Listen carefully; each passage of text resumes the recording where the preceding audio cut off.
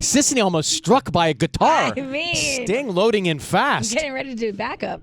Great to see you, man. Thanks for coming in. Oh, it's my pleasure, Ryan, really. I met Sting many years ago, and I've often told Sissany and Tanya about some of the excursions that we've had.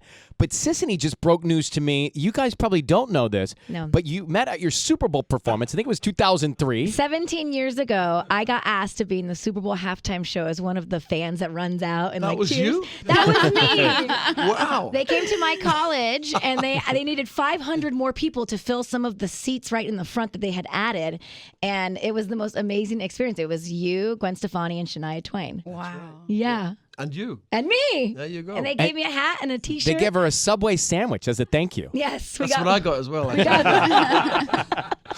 Well, the Super Bowl, that's got to be one of the. Do you feel? I guess you don't feel pressure, but that's such a big show, and it's done outside in a stadium often, which can make it complicated. Yeah. Well, I've done a few of those, Ryan, in my career. I know you have. I've seen you in a few stadiums. I don't get nervous. I prepare myself, and whatever the venue is, whether it's a little club or a pub or a giant stadium, it's all the same to me. Awesome. What do you look forward to? You've done it all, essentially. I know we're going to talk about this project here, but what do you look forward to doing the most now? What is it that brings you the most happiness? I love novelty, and I hate just doing the same thing. Mm-hmm. So this project, the play I'm doing, is just an adventure. It's an incredible, probably the biggest adventure of my life, the most risky, the most challenging, the most daunting, but the most exciting. So I'm always looking for a novelty. And this is at the Amundsen Theater in downtown L.A. Tell us about it, because it's a story of where you grew up. It's the story of my hometown. I was brought up in the north of England in a shipyard town, literally within spitting distance of a shipyard. I would think as a kid that would be my destiny. I'd end up in the shipyard. So the last thing I wanted, it was dark and dangerous, terrible health and safety record. So I did everything in my power to escape it. I became a musician. I was a school teacher. But then I realized I was ideally placed to tell the story of my town, what happened to it. So it's really about what happens to a town when the industry closes down. So I think it's a very topical subject for now. So had you not been in a loathing situation of your town, in a way, would you have become Sting? No, I think the engine that drove my ambition was the desire to escape. Which can be the greatest ferocious fire inside someone. Absolutely. But then, having succeeded, I realized I owed a debt. I owed a debt to my community. I wanted to honor them, to tell their story in the best way I could. And so I feel I've done that to a certain extent. And now this is, it's taking place, it's called The Last Ship. It's taking place at the Amundsen Theater. And there's some music coming from the Soul Cages album. That was the real, the genesis of the whole thing. I wrote an album in 1990, I think, and I talked about the shipyard as a metaphor. And then I thought it had some kind of theatrical possibility. So for 20 years, it was just dating. So I've been writing this musical all my life, really. And because it's something that you haven't done a lot of, it's more interesting. It's fun.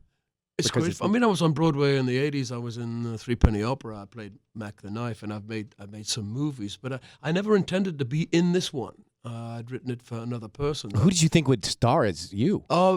It was not me. I mean, I wrote it for a good friend of mine, and then the producer said, you should be in this. You'll sell more tickets.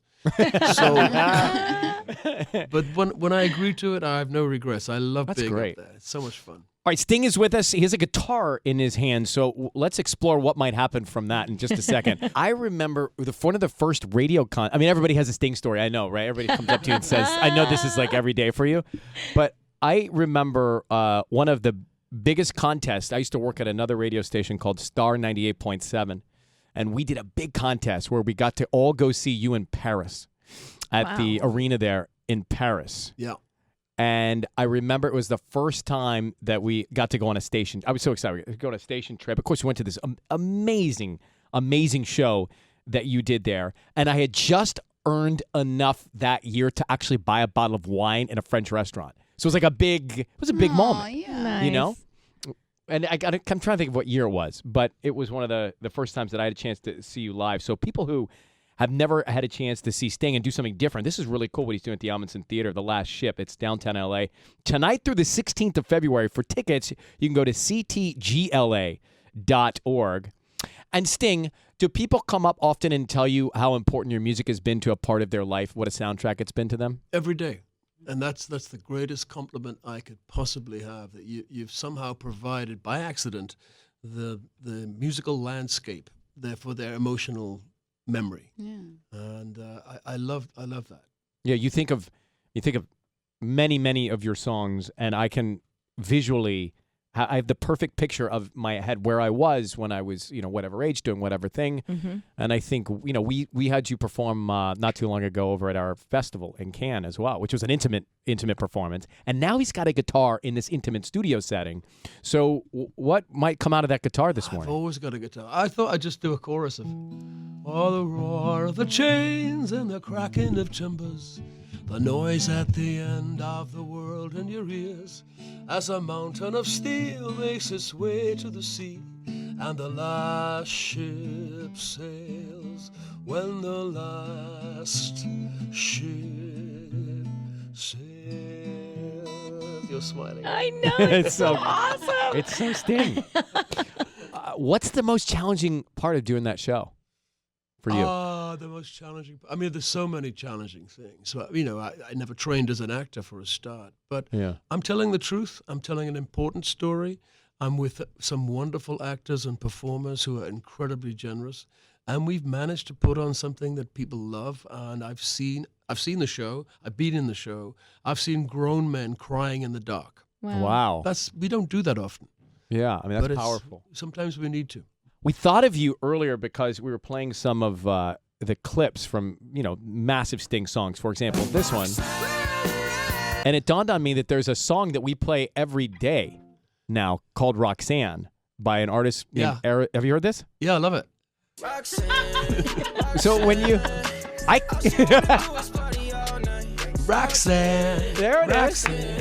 Yeah. So what did you... I mean, do you know that a song's coming out called Roxanne, or does that just sort of happen and you hear it? I knew about this one, and I really dig it. And I love Juice WRLD, God rest his soul. Mm-hmm. I love his version of "Shape in My Heart." I think it's great. It's healthy.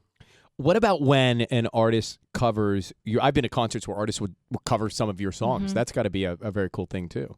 I mean, you learn something by someone else's interpretation of a song, so I'm always prepared to have an open ear there. Yeah, I love it. Keep doing it. One of your live albums, which I play all of the time, I think it was recorded in Tuscany. Is that right? That you recorded an album there in Tuscany?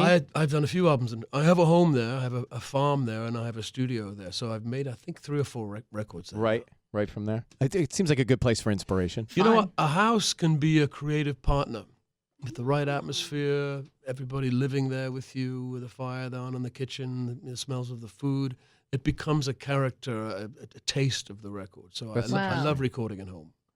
So that gives that the aroma or just the sensibilities of being at home, you can hear reflected in an album. I believe so. There's a spirit there that an environment can give you, much more so than a studio, which is kind I could see that. sterile. Well, welcome to this nice sterile studio that we've got for you. This has a vibe. It's got a vibe. Come on. If that's what you want to call it. Fluorescent lighting. Yeah. And I've got my weights in the corner, my coffee in the other corner. All right, go see it. It's called The Last Ship, the Amundsen Theater, Sting. So great for you to make time, man. Thanks for coming in. Thank you, Ryan. God bless you. Appreciate it. God bless.